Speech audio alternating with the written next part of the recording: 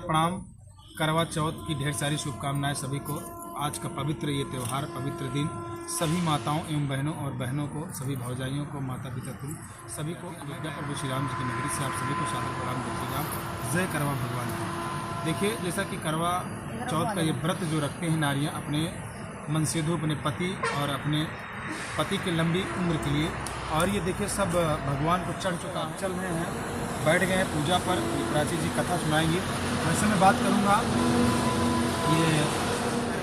ये भगवान को क्या क्या चढ़ा है, जरा बताएंगी क्या क्या चढ़ा है।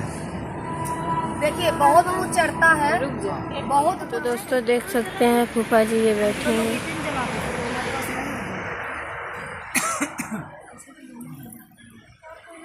कोई बात नहीं है, मंदिर का नहीं है, दिया वाला उठा लो। मंदिर हाँ वो वाला है। प्राची प्रिया के पास होगा लड्डू गोपाल वाला।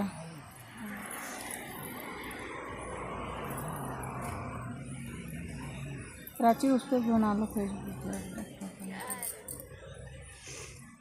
बैठी यार नहीं कैसे स्नैप ने डालती हाँ ज्यादा मामी डाला। मामी आज चुनरी संभारत यहाँ देखा। बहन विदा हुई है। ये जगह का सुगौबा मामा मामी जल रखा और बगलिया वाले मामा को बुलावा। हाँ जन्नत के कौदा बुला चला है तीन लड़के उसे ही रहा पूजा करूं। चला सबका पूजा ये कथा सुना रख दे।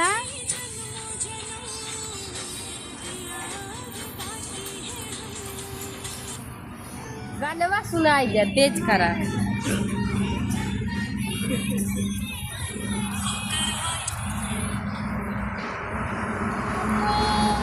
हर एक जिला के हर अलग अलग कहानी होती है। तो हमारे यहाँ चूरा और मीठा, चीनी वाला मीठा, और जो लावा भगवान के चढ़ता वो वाला बहुत लावा। सारे प्रसाद के हैं भगवान को। कभी पूरा आदमी हम लोग नहीं करते, हम लोग पूरा किए हैं। फल है, जो है लावा है, चूरा है, और उसके बाद में फल आए हैं। तो दोस्तों ये बहुत ही पवित्र त्यौहार माना गया है और पूरे देश, पूरे हिंदुस्तान में, हाँ पूरे हिंदुस्तान में जो है करवा भगवान को जो है मनाया जाता है। तो चलिए हम लोग तो भी दोस्तों, और मैं बता दूं सबके यहाँ सब कुछ हो गया होगा। अभी हम लोग पूजा शुरू किए। हम लोग कल से थके भी थे, तो चलिए। कोई कौनो बात ना, हम भूखान थोड़ी ना आई। सब चांद के इंतजार करा था, चंदा के चांद मामा इंतजार करा।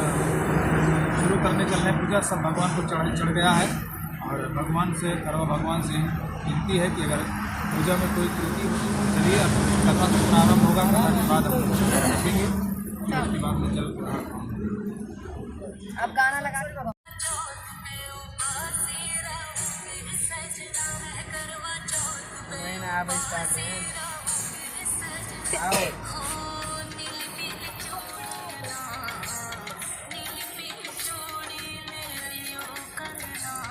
अपने अपने पति का देखा।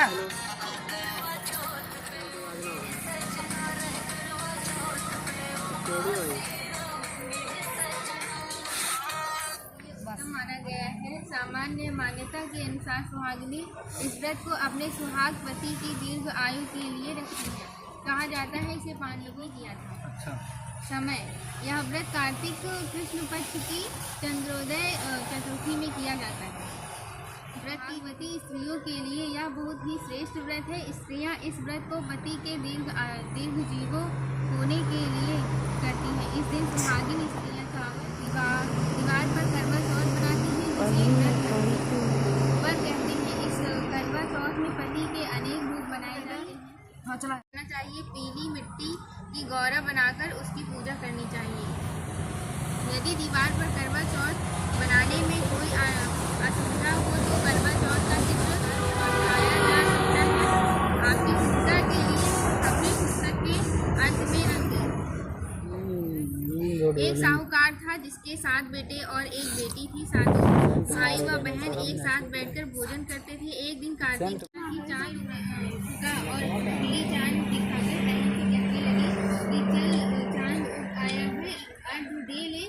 बहन अपनी भाभियों से कहने लगी कि चलो अर्घ दे।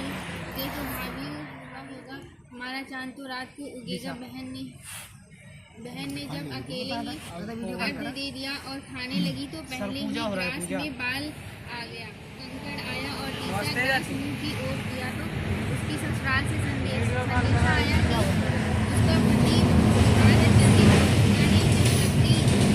लड़की को विदा किया तो कहा कि रास्ते में जो भी मिले उसके पाँव लगना और जो कोई उसके पल्ले में गांठ लगाकर उसे कुछ रुपए देना। बहन जब भाइयों ने विदा हुई तो रास्ते में जो भी मिला उसने यही आशीष दी कि तुम 7 भाइयों की बहन तुम्हारे भाई उनका सुख देखो। सुहा का आशीष किसी ने भी नहीं दिया। जब वह ससुराल पहुंची तो दरवाजे पर उसकी छोटी ननद खड़ी थी, वह उसके भी पाँव लगी तो उसने कहा कि सुहागिन रहो। उसने यह सुनकर पल्ले में गांठ बांध दी और ननद को सोने का सिक्का दिया। तब भीतर गई तो सास ने कहा कि पति धरती पर पड़ा है तो वह उसके पास जाकर उसकी सेवा करने के लिए बैठ गई। बाद में सास ने दासी के हाथ बची। इस प्रकार से समय बीतते मार्गशीर्ष की चौथ आई तो चौथ माता बोली करवा ले भाइयों की प्यारी करवा ले। लेकिन जब उसे चौथ माता नहीं दिखलाई तो वह बोली, हे माता अपने आना तो आप ही मेरा उद्धार करोगे, आपको मेरा सुहाग देना पड़ेगा। तब उस चौथ माता ने बताया कि पौष की चौथ आएगी, वह मेरे से बड़ी है, उसे ही सब कहना वही तुम्हारा सुहाग वापस देगी। पौष की चौथ आकर चली गई माघ की चली गई। चैत्र वैशाख श्रेष्ठ आषाढ़ और श्रावण भादों की सभी चौथ आई और यही कहकर चली गई कि आगे वाली को कहना। असौत की चौथ आई तो उसने बताया कि तुम पर कार्तिक की चौथ नाराज है, उसी ने तुम्हारा सुहाग लिया है, वही वापस कर सकती है। पकड़कर विनती करना यह बताकर वह भी चली गई।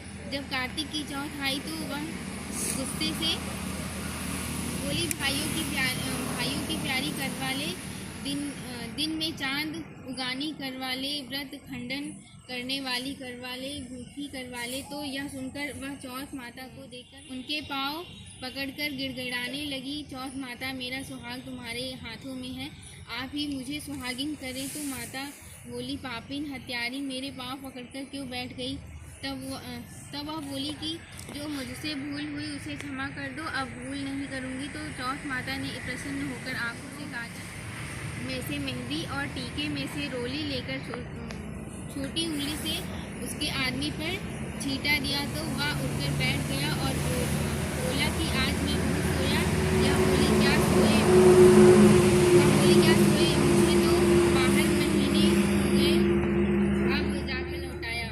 तब उसने कहा कि जल्दी से माता का पूजन करो। जब चौथ की कहानी सुनी, करवा का पूजन किया तो प्रसाद खाकर दोनों पति पत्नी चौखट खेलने बैठ गए। नीचे से दासी आई, उसने उन दोनों को चौखट पास से उसने सासू जी को जाकर बताया। तब से सारे गांव में यह बात प्रसिद्ध होती गई कि जब सब स्त्रियां चौथ का व्रत करें तो सुहाग साहूकार की बेटी का सुहाग दिया। उसी तरह से चौथ माता सबको सुहागिन रखे। यही करवा चौथ के उपवास की सनातन महिमा है। बोलो करवा चौथ भगवान की जय। प्राचीन काल की बात है, एक बार पांडुपुत्र अर्जुन तप करने के लिए नीलगिरी पर्वत पर चले गए थे। इधर पांडवों पर अनेक मुसीबतें पहले से ही थी।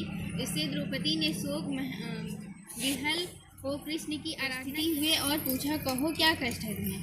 प्रभु, द्रौपदी ने हाथ जोड़कर कहा, मुझे क्या कष्ट है, आप तो स्वयं जानते हैं, आप तो अंतर्यामी हैं, मुझे कष्टों से बोझ से कर दिया है। क्या कोई ऐसा उपाय है जिससे इन कष्टों से छुटकारा मिल सके? तुम्हारा प्रश्न अति उत्तम है द्रौपदी। कृष्ण मुस्कुराकर बोले, प्रभु फिर मुझे उपाय बताइए। द्रौपदी ने पूछा।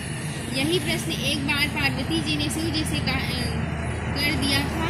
तब श्री शिव जी ने करवा चौथ का विधान बताया था। फिर प्रभु करवा चौथ की जानकारी मुझे भी दीजिए। और उसकी कथा सोचने के बाद कहा, दुख सुख तो जो संसारिक माना जाता है प्राणी उसमें सदा ही लिप्त रहता है। मैं तुम्हें अति उत्तम करवा चौथ व्रत की कथा सुनाता हूँ, इसे ध्यान से सुनो। प्राचीन काल में गुणी विद्वान धर्मपरायण एक ब्राह्मण रहता था। एक गुणवती सुशील पुत्री थी। पुत्री ने विवाहित होकर चतुर्थी का व्रत किया, किंतु चंद्रोदय से पूर्व ही उसे दूसरा बाध्य कर दिया, जिससे उसके स्नेही भाइयों ने छल से पीपल की आड़ में प्रीति दिया। लड़की ने अर्घ दे भोजन कर लिया। भोजन करते ही उसके पति की हृदय गति बंद हो गई। इससे दुखी हो उसने अन्न जल त्याग दिया। उसी रात्रि में इंद्राणी भूमिचरण करने आई। ब्राह्मण पुत्री ने उससे अपने दुख का कारण पूछा। इंद्राणी ने बताया, तुम्हें कर्म दर्शन से पूर्व भोजन कर लेना चाहिए। उस लड़की ने अंजलि बांधने विनय की, इससे मुक्त होने का कोई उपाय बताइए। इस पर इंद्राणी ने कहा, यदि तुम विधि पूर्वक अगली करवा चौथ का व्रत करो तो तुम्हारे पति पुनर्जीवित हो जाएंगे। कन्या ने ऐसे करने का वचन दिया, स्वस्थ हो गया। इस पर उस कन्या ने वर्ष भर प्रत्येक चतुर्थी का व्रत किया और अनंत अखंड सुहाग प्राप्त किया। श्री कृष्ण ने कहा, हे द्रौपदी, यदि तुम इस व्रत को करोगी तो तुम्हारे सभी संकट टल जाएंगे। इस प्रकार द्रौपदी ने यह व्रत किया और पांडव सभी क्षेत्रों में विजयी हुए।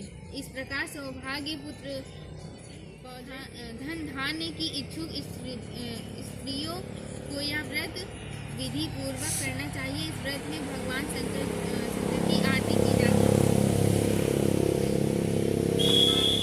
करवा चौथ व्रत कथा 3। एक ब्राह्मण परिवार में 7 बहुएं थी। 6 बहुओं के मायके वाले बहुत अमीर थे, इसी कारण बड़ा मान था। परंतु छोटी के मायके में कोई न था। वह घर का सारा काम काज करती, सबकी सेवा करती, पर कोई भी उससे प्यार नहीं करता। सभी दुत्कारते रहते। 30 त्योहारों पर भी जब उसके मायके से कोई ना आता तो वह बहुत दुखी होती। हर वर्ष की तरह इस वर्ष भी करवा चौथ का व्रत बहू के मायकों से उनके छोटे भाई करवा लेकर आए, पर छोटी के मायके में यदि कोई होता तो करवा भी लाता। सास भी छोटी को ही खरी खोटी सुना। वह दुखी हो घर से निकल पड़ी और जंगल में जाकर रोने लगी। एक नाग बहुत देर से उसका रोना सुन रहा था। अंत में वह अपने बिल से निकल आया तथा छोटी बहू से पूछा, छोटी बहू, आज करवा चौथ है, मेरा भाई नहीं है। यदि मेरा कोई भाई होता तो आज जरूर करवा लेकर आता। नाग को छोटी बहू पर दया आई। नाग ने कहा, बेटी तुम घर चलो, मैं अभी करवा लेकर आता हूँ। थोड़ी देर बाद नाग ससुराल पहुँचा। सामान देकर चकित हो गए। सास भी प्रसन्न हो गई। सास ने प्रसन्न मन से छोटी बहू को नाग देवता के साथ भेज दिया। नाग देवता ने छोटी बहू को अपना सारा महल दिखाया और कहा, जितने दिन चाहो आराम से रहो, मन एक बात याद रखना, सामने रखी नाग कभी मत खोलना। छोटी बहू सारा समय महल में आराम से काटती, पर नाग के बारे में उसकी उत्सुकता बढ़ती जाती। एक दिन ने अपनी गलती स्वीकार कर ली। नाग ने भी उसे क्षमा कर दिया। जब छोटी ने ससुराल जाने की इच्छा की तो उसे धन रत्न आदि देकर विदा किया। छोटी के ससुराल में अब उसकी बड़ी इज्जत होने लगी। जिस सांप की पूछ करनी थी उसे सभी गंडा कहकर तंग करते। एक दिन उसने अपनी माँ से पूछा कि मेरी पूछ कैसे कटी। माँ ने कहा कि खाने और जल्दी में रखने में तुम्हारी पूछ कटी है। तो वह बोला कि मैं छोटी से बदला लूँगा। माँ के बहुत समझाने पर भी वह एक दिन चुपचाप छोटी के घर जा छुपा और मौका पाकर उसे काटने की सोचने लगा। वह छोटी बहू और उसकी सास में किसी बात पर बहस हो रही थी तो छोटी कसम खाकर कह रही थी कि मैंने ऐसा नहीं किया। वह कह रही थी कि मुझे बाण भैया से प्यारा कोई नहीं है। उन्हीं की कसम खाकर कहती हूँ कि मैंने ऐसा नहीं। बंडा ने जब सुना तो सोचने लगा, जो मुझसे इतना प्यार करती काटने आया हूँ। वह चुपचाप घर चला गया। माँ ने पूछा ले आए बहन से बदला। मैं कहने लगा, माँ बहन उसकी आवाज़ सुनकर उसकी पत्नी दौड़कर आई और उसने उसके धागे से बांध दिया। मगर को बांधकर वह यमराज के यहाँ पहुँची और यमराज से बोले, भगवान मगरमच्छ ने मेरे पति का पैर पकड़ लिया है। पैर पकड़ने के अपराध में आप अपने बल से उस मगरमच्छ को नरक में ले जाओ। यमराज ने कहा, अभी मगरमच्छ की आयु शेष है, अतः मैं उसे नहीं मार सकता। इस पर आप ऐसा नहीं करोगे तो मैं आपको श्राप देकर नष्ट कर दूंगी। यह सुनकर यमराज डर गए और उस पतिव्रता स्त्री करवा के साथ जाकर मगरमच्छ को उन्होंने भेज दिया और करवा के पति को दीर्घायु प्रदान की। उसी दिन से यह करवा देवी के द्वारा व्रत रखा जाता है। ये करवा माता, जैसे तुमने अपने पति की रक्षा की, वैसे सबके पतियों की रक्षा करना। पूरा चौथा करा बोलते करा बुलाओ आरती आरती हरिया आवा